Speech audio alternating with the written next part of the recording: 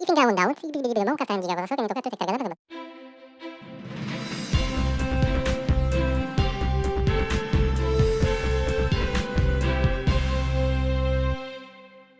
Hello, this is Officer Michener. I'm the Public Information Officer for the California Highway Patrol in the Bishop area. The reason that I'm coming to you today is talk about some laws. We have a lot of folks that come into our office asking questions about different laws and things that they may have been cited for or are wondering why we do not cite for. The first one is going to be cell phone. That's a big topic. We get several people come into the office every day asking about that. So I'm just going to give you a brief overview of how that law breaks down. There are two different segments. We have California Vehicle Code 23123A and 23123.5A. 23123A, that is just your basic cell phone law, which states, in essence, if you're talking on your cell phone, whether you have it on speakerphone or you're holding it up to your ear, that is a direct violation of law. That's a pretty easy one for any officer to pick up and take action on. Kind of self-explanatory. The second one, which generates a lot of confusion and that we get the most questions about, is 23123.5A, which is the handheld electronic device law. They kind of implemented that after the basic cell phone law because a lot of folks ended up texting and doing different stuff in order to circumvent the original law and its intent. So the handheld electronic device, essentially you're allowed to operate your phone or any electronic device so long as it's mounted on your dash below the dash line, or you have a 6-inch window at the lower left or lower right hand corner of your screen. Those are the only two locations where you're lawfully able to mount an electronic device. That being said, that device, though it's able to be mounted in those locations, the way that it's set up is you have to be able to operate that device for on or off with a simple swipe of the finger or a touch button. So when you see folks driving around and they may be flipping their phone, using it as a fidget in their hand, so long as that phone's not being operated, it's not a violation of that law. However, probably not a good idea. Anymore, officers are just trained to look for cell phones. If they see it, you probably have some explaining to do with that one. So use a pencil or something else, whatever else you have. Okay, so there are two other things that I want to talk about today. The first of which is being the unsafe speed law, California Vehicle Code 22350. Which is differentiated from California Vehicle Code 22349A, which is the maximum speed law. Maximum speed law is pretty self-explanatory. If the speed sign says maximum under it, that's all that you could do. No questions asked. Speed limit says 65, you're doing 70, you can be cited for that. So just understand that anything over that maximum speed law can result in a citation. So the basic speed law is one that we get the most questions of, hands down. And that encompasses a lot. The basic speed law gets pretty deep into different things that could actually result in being in violation of that law. So say on Main Street, downtown Bishop, the speed limit's 25 miles an hour. There are several things that we take into consideration as law enforcement officers, whether somebody is in violation of that law or not. We'll touch on one briefly that's going to be much more involved and require a different discussion at a later time. But the 85th percentile, those speed surveys that everyone sees, that everyone wonders what the heck is going on and what the purpose is, those speed surveys are computing the speed of all vehicles coming across that survey zone for a period of days, weeks, however long that survey is going on. And what they're doing is they're taking the average speed and then they're figuring out what 85% of traffic is doing in that location in order to determine what is considered reasonably safe to the general motoring public. Anything in violation of that 85%, whatever those 85% of people were doing, gets written into the speed survey and you can be cited for that. That's not information that's commonly out there. It can be obtained through Caltrans and different means. But the 25-mile-an-hour speed zone, you may be able to do 28 miles an hour in that zone without being in violation of that law. However, if you're doing 25 miles an hour and you have your dog on your lap, and that dog is in any way interfering with your vision through your windshield, your side windows, or you're fighting your dog trying to turn the steering wheel. If an officer sees you make an unsafe movement, you swerve, the dog hits your arm, you're fighting with the dog trying to get it off of your lap. Though you are not exceeding 25 miles an hour, an officer can determine that whatever you're doing at that time was unsafe if he feels that you weren't controlling the vehicle to the best of your ability or for what was reasonable at that time. Same comes for business districts. So again, downtown Main Street. We have a lot of pedestrians that cross to and from. Some incidents or near misses that happen there. A lot of pedestrians are on the roadway. Somebody walking their dog down Main Street, anything like that. Your speed is expected to be what is reasonable and prudent for the situation. So if you're doing 30 miles an hour down Main Street, there are pedestrians crossing, you're coming up on it, you barely catch that pedestrian in the crosswalk, you slam on your brakes, you stop in time, but just barely, that could be considered a violation of California Vehicle Code 22350, which means that the speed that you were doing at that time was unsafe. Animals nearby, cows, open range. You're driving near the school farm, the FFA farm, where animals can potentially get out. Any of those types of scenarios, or, excuse me, let me take that back a little bit. You're driving across Brockman Lane, Diaz Lane, Paha, Tusu, any of those lanes in the Bishop area, where animals are out and about, running around, doing their thing. If your speed in any way could potentially be seen as endangering the life of one of those animals, you never know what they're going to do. They may spring out. You're doing 35 miles an hour down one of those roadways, probably not a good idea. An officer could argue that whatever you're doing at that time was unsafe, taking into consideration all the traffic factors. That doesn't mean that you're going to be receiving a citation, but it does mean that the possibility is there. So just take that little bit of extra time, put a little extra thought and consideration into what you're doing, the speed that you're driving at the time, and what's going on around you.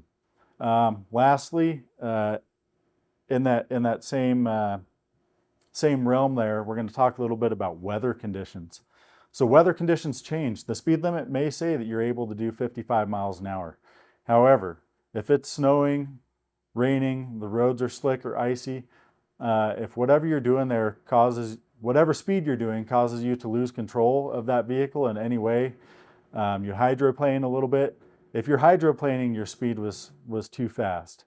If you encounter snow and you go to hit the brakes and your vehicle skids or maneuvers in any way, you can receive a citation for that because whatever you're doing was unsafe for the traffic conditions at the time. Now, officers obviously see these sort of things happen all the time, and they use their better judgment. So understand that just because you entered snow, there's going to be a little slippage anytime you go to hit your brakes. But if it's excessive, that officer does have the ability and can issue a citation for that. So those are the basic things that I wanted to cover with folks today. Those are a lot of questions that we've been having coming into the office lately. It changes from time to time and season to season, the questions that people are asking us most. But those are the two that we have gotten most recently. So I hope that's helpful. It's Officer Michener. Thank you very much. Your weekend sports this week begins with our BUHS Broncos football. They do have a bye week this week as they earn the #1 spot throughout the CIF playoffs. They will wait for the winner of Corcoran High and North High School, who are ranked 8th and 9th. So the #1 seed, our BUHS Broncos, will take on the winner of that game next Friday at John Schwab Field. In other news, volleyball lost to Fresno in the first round of CIF, bringing their season to an end. Great season, ladies. Looking forward to reporting on them next year. As is customary, your NFL primetime games for this week will feature the Tennessee Titans taking on the Pittsburgh Steelers. The Steelers are coming off a win streak and they look to continue their hot run as of late. And our Sunday night game, we have a great game. The Buffalo Bills will take on the Cincinnati Bengals in what looks to be a preview, possibly, of an AFC championship match. So that will be a great game, one of the best Sunday night games we've had to date. And closing out week 9, our Monday night game will be the LA Chargers taking on the New York Jets. This has been your weekend sports with the G-Man. Welcome, I'm Chris Langley, and today we have an eye on Inyo outside education and what the county is doing with the kids of Inyo County. And as my special guest and a new person on our staff, it's Amanda Adams, and she is going to tell us all the things she's working on and doing. So, hi.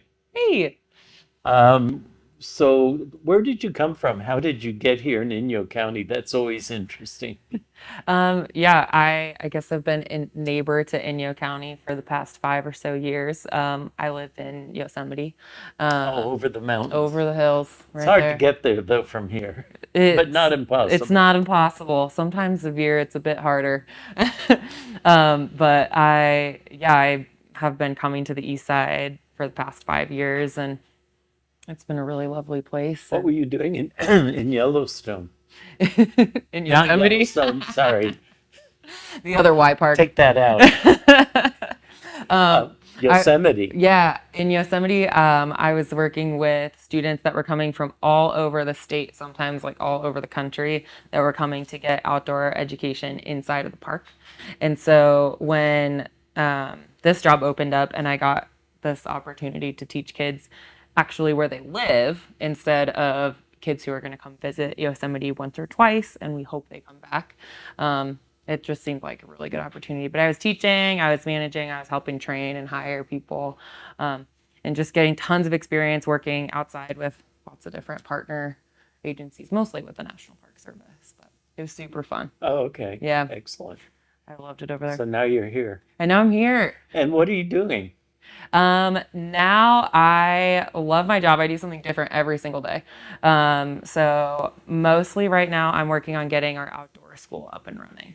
Outdoor school is going to be the whole month of October. So I've been hiring educator staff. I've been hiring counselors, our high school counselors from all over the county. When kids go to outdoor school as 5th or 6th graders and really fall in love with it, it doesn't have to be the end of it. 5th and 6th or 5th or 6th? So all of the schools outside of Bishop go in 5th grade, but all of the 6th graders in Bishop get to go. Okay. Yeah. So it's a little of each. A little of each, yeah. And so our last week is mostly 5th graders from all the small schools. And then we get a couple 6th graders from like combo classes. Okay. Yeah. So they're a really fun age to work with. They Yeah. love being outside. Yeah. And a lot of them haven't had much experience, is what I learned in Yeah. 30 years of going to outdoor school. So, Yeah. what are some of the activities that they will do? Some of my favorite activities are like solo sits in nature where they get to spend some alone time, really like feeling and understanding their place in nature. And that comes usually after like a long day of lessons. They do hiking. There are ponds on campus that they can like catch critters in and study critters. They design their own science experiments. What else do they do? A lot of journaling. For students that really enjoy plant identification, they do plant identification. Now, have they already started, or when does that begin? It starts the 2nd week of October. So Okay. my staff all arrives the 1st week of October, and we're gonna explore and hike all the mountains. Just you and the staff? Yeah. Okay, so they're familiar. Yeah. Have they come from all over, or? Yeah, it's super cool. This year we got folks from all over. I think we have people coming from Florida, Montana, Wyoming. Really? Wow. Yeah. Now, will the teachers also accompany their classes? Yeah, so from Home Street, we've got science teachers, and I think we've got a history teacher and a math teacher coming.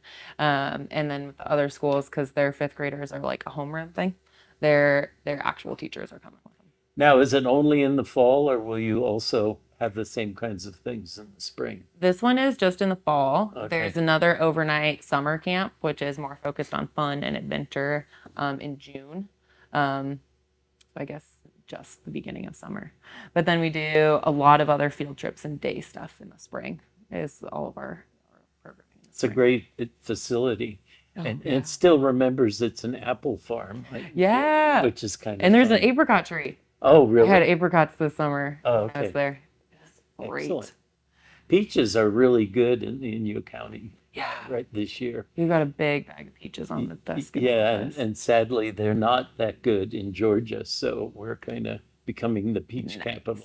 I've eaten a lot of peaches, I have to say, off of just one tree. Yeah, It's great. really amazing. Gotta learn how to do like a peach cobbler. So what else do you do in your spare time? No, My what spare other time at yeah, work. what other projects? I am working on, there's a lot of just organization and upkeep of resources. All of our field trips are really intensive because they were developed to kind of show students what real field science is like.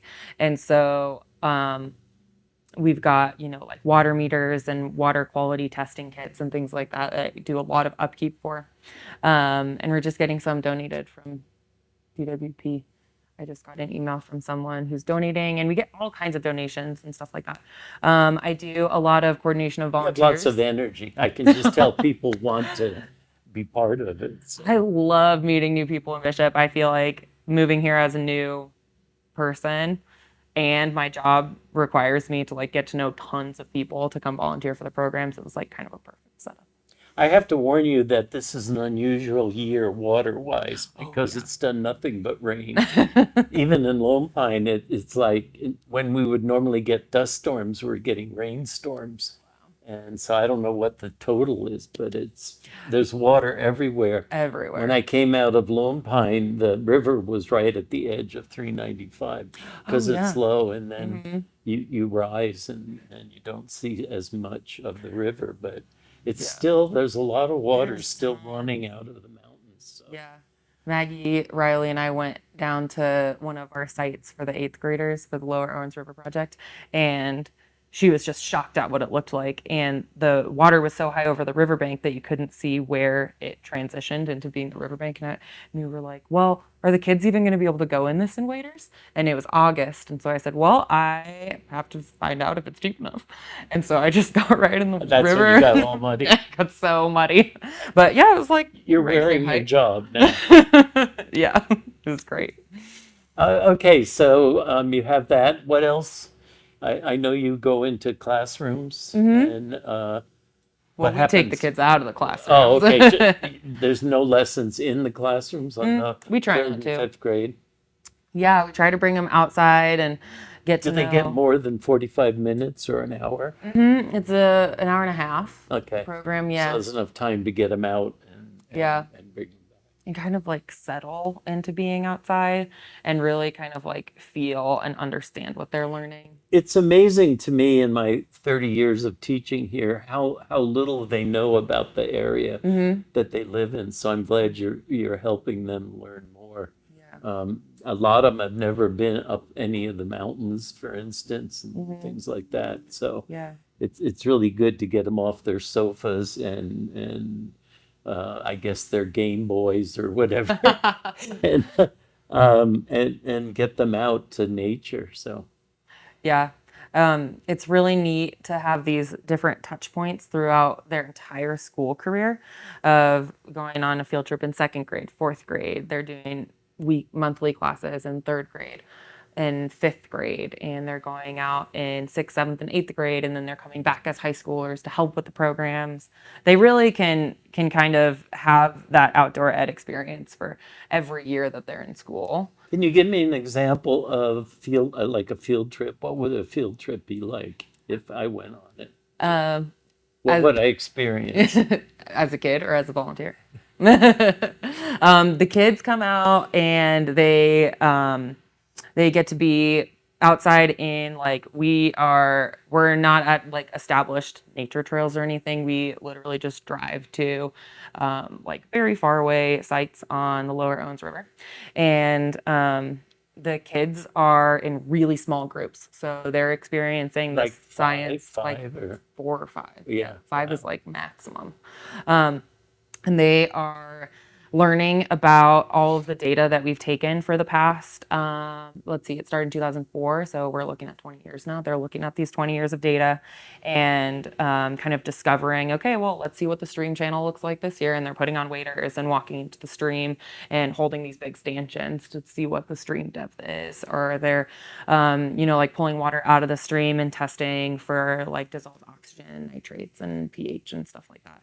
And kind of comparing, taking that data and saying, okay, well, what does this mean? Like, what fish can live in this pH? What animals can live in like this temperature water? Wow, very scientific. It's pretty cool. Yeah. And it's fun to go back to the classroom. And I love having their teachers there because they are the ones that can kind of like connect it and say, like, oh, remember when we did this like study on water quality, or we read that article or something like that. Yeah, that's excellent.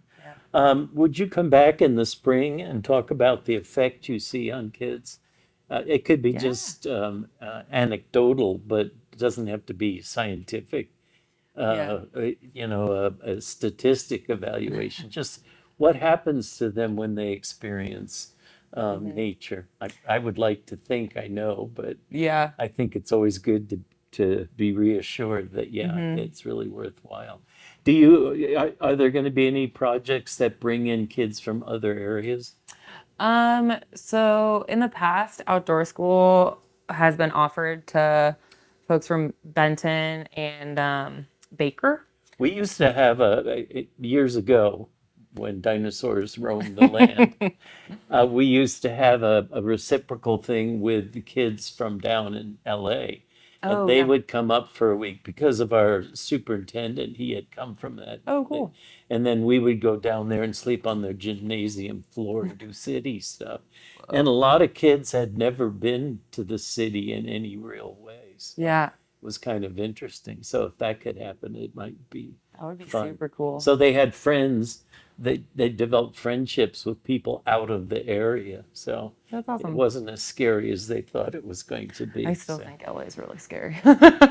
so do some parents. Yeah, I grew Anyway. up right next to it. I bet you need volunteers. Oh, yes, lots of volunteers. We've got almost a full volunteer cohort for our monthly third grade field trips, but every other program is still really needing volunteers. One of the really cool parts that our volunteers get is that there are stipends for like travel. Yeah, that's why I asked. Yeah. Are they volunteers if they're getting a stipend? They're volunteer, paid volunteer, a well-thanked volunteer. But the cool part is that even if you've taught in outdoor ed and maybe you teach during the summer in outdoor ed and then you come and hang out in Bishop and ski and rock climb in the winter, you can come out for just like a couple of days, any days that you're available, and maybe learn a new very in-depth, since we only do one thing at our field trips, you can learn like a couple more maybe in-depth science processes that you don't teach in the field. So it's just a way to keep your toolkit up if it's something that you Now, do. I'm on the county school board, as you know, and my district is District 5, which includes Lone Pine, Independence, and Shoshone. Will you be doing things like this on those sites as well? Yeah, we've got a site for the 7th grade. We study invasive species, which is, I think, right next to the dump in Lone Pine. There's a really lovely area by the river. And Now, what are the invasive species like tumbleweed and things like that? they're looking Or at, animals? they're looking at stuff like Russian thistle and plants. So they do like plant transects. And then we go into the river and we catch macros. And I think that we probably don't have a ton. I mean, it would be really scary if we found zebra mussels or something, but I don't think we have many invasive. I don't know. That might not be true. Yeah, you'll find out. Guess we'll find out. Obviously. Yeah. I know there's 7 invasive plants living in the Alabama hills. I think it's 7, and that was always amazing to me because they're very difficult to control. Yeah. They almost control the land unless we constantly step on them Yeah. or try to get them Yeah, subdued. it's a big task. Our fifth graders pull invasive species for their monthly field trips in the conservation open space area. They do some stewardship work, and we do as much as we can. Okay, it sounds really impressive to me as a retired teacher, hearing all the things, and particularly the bow to scientific method. I guess you would call it statistical evaluation of what you're finding. Yeah, I think that'll be a really interesting thing. I almost feel like I should go, but you're welcome to. I know I am. But I sort of done my time. Yeah, I'm really excited this year or maybe next year to start getting students because we've been taking data for so long, and I want them to kind of like write a little bit about what they see and see if we can't start maybe trying to put a paper Well, together. data is fine, but you have to really say why it's important to you Exactly. into nature and Yeah. the land And so I itself. want the kids to be able to figure out why it's important, what it's telling us, and kind of maybe work with some scientists around it. Well, and I'd get like some you to people come involved. back periodically and let us know your adventures. I would love to. Yeah, okay, I can tell. I love having adventures with Well, kids. thank you for coming in today. Yeah, thank you. I'm Chris Langley, and we have had Amanda Adams as our guest. She's really excited about all the things we're doing outside.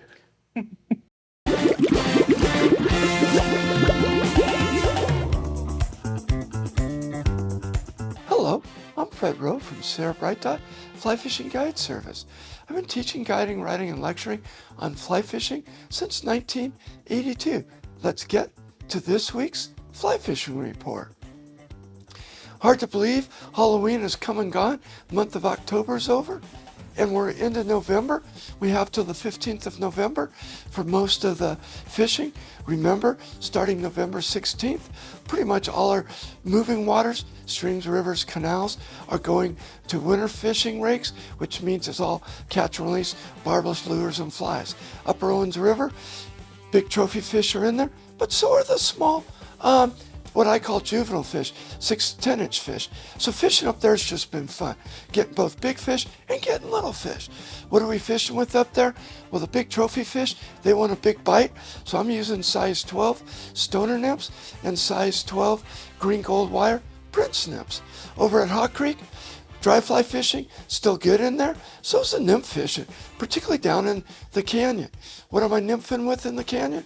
Well, I'm using blue-wing olive imitation, so that's like beaded flashback pheasant tails, olive quildagons, those types of flies. Okay, Crawley Lake, it closed to boating. The marina closed on the last Sunday of the month. So, but the lake's still open to fishing.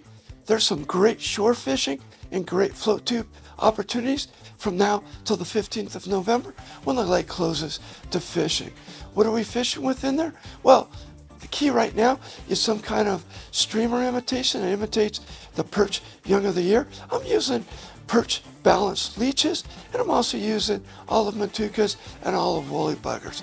And I'm fishing those on a full sink line off the banks and stripping them back in. And we're seeing some big browns chase those flies right up and grab them. Okay, Lower Owens River down to 225 CFS. Now we're into November. Flows are supposed to go back up to 500 CFS, so it's going to be short-lived. At 225, fishing has been great because we can wade and fish and get to those fish. We've been taking some nice 12 to 15 inch rainbows and browns out of the Lower Owens River. And again, using mayfly nymph imitations, size 18 and 20, Frenchies, olive quildagons, and beadhead flashback pheasant tails. Okay, let's go over to Bishop Creek Canal, kind of my favorite spot, and it's starting to fish well again. It's we're seeing nymphing in there, continue to do good. Same things, green gold, wire prince nymph, and pheasant tails in there. Well, that's been Fred Rowe from Sierra Bright Fly Fishing Guide Service. I can be found on Instagram or Facebook and on lpptv.us.